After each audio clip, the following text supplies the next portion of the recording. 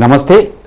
తెలంగాణ రాష్ట్ర అవతరణ దినోత్సవం సందర్భంగా మొత్తానికైతే అడ్వకేట్లు ఎన్నో సంవత్సరాల నుండి కొట్లాడుతున్న అడ్వకేట్ ప్రొటెక్షన్ యాక్ట్ అనేది అయితే జీవో వచ్చింది. సో సురక్షితంగా స్వేచ్ఛగా అడ్వకేట్స్ వాళ్ళ వర్క్ అంటే వాళ్ళ విధి నిర్వహణ వాళ్ళు చేసుకునే అవకాశం ఉంటుంది.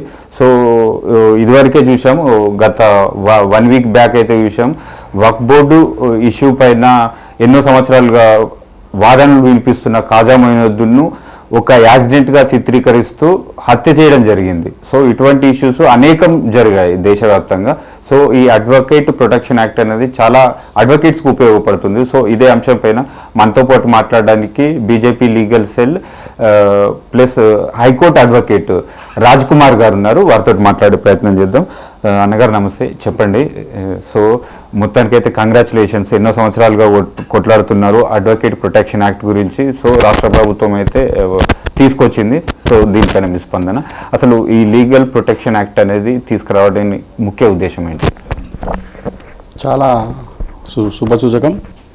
ఈ యాక్ట్ పైన చాలా రోజుల నుంచి ఎన్నో ధర్నాలు కానీ చాలామంది జేఏసీలు ఏర్పరిచి ఎన్నో కష్టాలు పడుతారు అడ్వకేట్ల వాళ్ళు.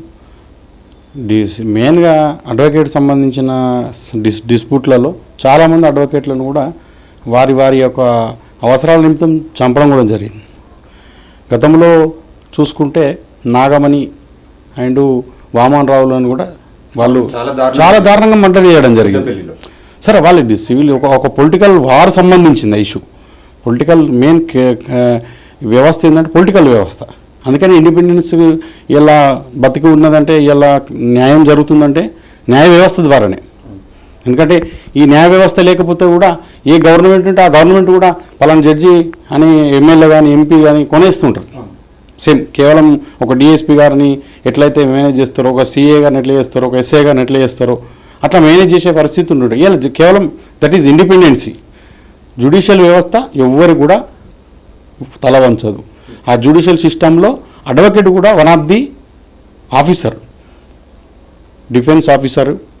కాబట్టి ఈ జ్యుడిషియల్ వ్యవస్థలో మంచి శుభసూచకం. గవర్నమెంట్ తెలంగాణ వారికి కూడా మేము చాలా ధన్యవాదాలు చెప్తున్నాం. ఎందుకంటే చాలా రోజుల నుంచి కొట్లాడడం జరిగింది. మొన్న రీసెంట్గా కూడా హైదరాబాద్లో కూడా ఒక అడ్వకేట్ వక్ఫ్ బోర్డు సంబంధించిన ఇష్యూలో దాదాపు ఆయనకు వాళ్ళు ఛాలెంజ్ పెట్టేసి ఒక 10 కోట్లు ఆఫర్ పెట్టారు. మినిమం ఒక 200 కోట్ల ప్రాపర్టీ అది. దాంతో కాకుండా ఈ అడ్వకేట్ ప్రొటెక్షన్ యాక్ట్ సంబంధించి ఇప్పుడు అందరికి కావాల్సి ఉంటే డాక్టర్ కూడా పెట్టడం జరిగింది. అడ్వకేట్స్కి ఎందుకు పెట్టకూడదు? అడ్వకేట్ న్యాయం చేసి వాళ్ళ భార్య పిల్లల్ని ఇసిపెట్టి ఎన్నో రోజుల నుంచి ఒక కేసు కొట్లాడాలని ఎంతో తపదపడతారు. పొద్దున లేచి వాళ్ళని స్టడీ చేయడం, ఎంతో కష్టపడి ఈ కేసు గెలిపేయాలనే ఉద్దేశంతోనే పనిచేస్తారు. కానీ ఆ న్యూట్రల్ వ్యవస్థ పనిచేస్తా అంటే 100 కోట్లు సంపాదించుకునే వాళ్ళు ఉంటారు కావచ్చు. కానీ ఒక్కొక్క అడ్వకేట్ ఒక్కొక్క రకంగా ఉంటారు. కాబట్టి ఈ మెయిన్ పొలిటికల్ ఇష్యూలు జరుగుతున్నాయి కాబట్టి అడ్వకేట్ల మీద దాడి చేస్తారు.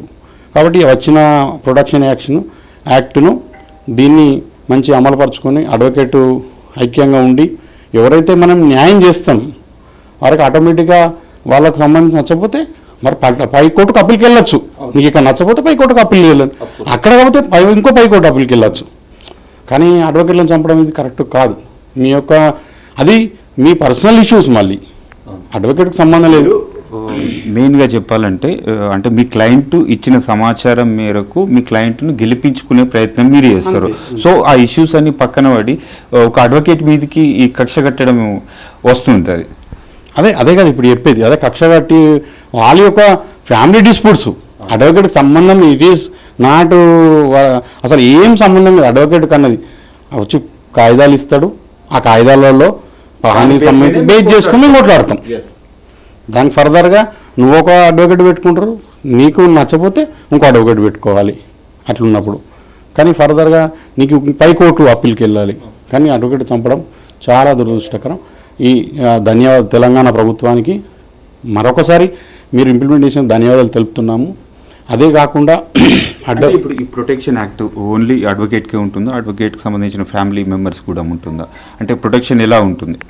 లేదు, అడ్వకేట్స్కు ఉంటుంది. మొన్న దానికి సంబంధించి ఇంకా గవర్నమెంట్ క్రిమినల్ అడ్వకేట్స్ కానీ వాళ్ళకి సంబంధించిన ఏమైనా వెపన్స్ కూడా ఇంప్లిమెంటేషన్లో మెయిన్ వాళ్ళ యొక్క థ్రెట్ ఉందని ఒక అప్లికేషన్ ఇస్తే గవర్నమెంట్ వారు కానీ థ్రెట్ని బట్టి ఇస్తే కూడా బాగుంటుందని ఇంకా ఆలోచన జరుగుతున్నాయి. సంఘాలతో మాట్లాడుతున్నారు. రాష్ట్ర స్థాయిలో రాష్ట్ర జేఏసీ అడ్వకేట్ సంబంధించిన వాళ్ళు కూడా మాట్లాడకూడడం జరుగుతుంది. థ్రెట్ ఎవరికైతే ఉంటారో ఇట్లాంటి వాళ్ళకు వాళ్ళకి ఏమన్నా వెపన్ అరేంజ్ చేస్తే బాగుంటుంది. ఆ థ్రెట్కు సంబంధించిన వివరాలు చెప్తేనే ఎవరు పడితే వారికి ఇవ్వనట్లేదు. రెగ్యులర్ ప్రాక్టీసింగ్ అడ్వకేట్స్కు న్యాయం అన్యాయంగా చంపుతారు కాబట్టి థ్రెట్టింగ్ ఉంటుంది కాబట్టి అలాంటి వ్యవహారం ఉంటే వెపన్స్ కూడా ఈ గవర్నమెంట్ వారు ఏమైనా అప్లికేషన్ సంబంధించిన పెట్టుకుంటే బాగుంటుందని కూడా నా ఆలోచన. థ్రెట్ అంటే ఎలా అంటే ఫిజికల్గా మిమ్మల్ని ఫోన్ ద్వారా కానీ ఫిజికల్గా కానీ మిమ్మల్ని బెదిరించే ప్రయత్నం చేస్తూనే ఉంటుందా? అంటే సోషల్ మీడియాలో కూడా మిమ్మల్ని మానసికంగా నైతికంగా దెబ్బతీసే ప్రయత్నం చేసినా అని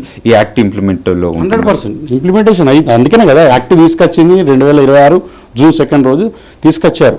అందుకని మేము ఏమంటున్నామంటే ఇప్పుడు ఈ నష్టం జరుగుతుందనే ఈ విధంగా తీసుకొచ్చారు కాబట్టి ఇప్పుడు వారికి సంబంధించిన ఎవరైనా అందరికీ తెలిసిన విషయమే. ఎవరు ఇప్పుడు అడ్వకేట్స్ ఒక చేయి చేయాలన్నా కూడా వాళ్ళకి అన్ని దానికి సంబంధించిన యాక్ట్ ఇంప్లిమెంటేషన్ అయింది కాబట్టి దీన్ని మనం అడ్వకేట్స్ కూడా మనం ప్రొసీజర్ ప్రకారం ఫాలో అవ్వాలని నా యొక్క ఆలోచన. ఓకే, అంటే శిక్షా స్మృతి అంటే ఏ విధంగా శిక్షలు ఉండబోతున్నాయి పరిగణ ఇప్పుడు దాన్ని తీసుకొని కేసు తీవ్రత తీసుకొని ఏ విధంగా శిక్షలు ఉంటాయి?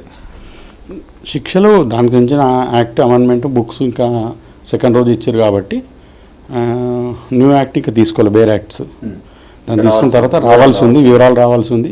దానిపైన 100% ఎవరైతే క్లయింట్ ఎవరైతే అడ్వకేట్ పైన చెయ్యి వేసుకుంటే 100% శిక్షార్హులే. ఇప్పుడు అంటే ఆ సెక్షన్స్ ఏమున్నాయనేది పరిగణ తీసుకుంటుంది. మేము కూడా ఇంకా స్టడీ చేయలేం. 100% వాళ్ళ మీద కేసులు అయితే జైలుకు కూడా పోవాల్సిన వ్యవస్థలు కూడా ఉంటాయి.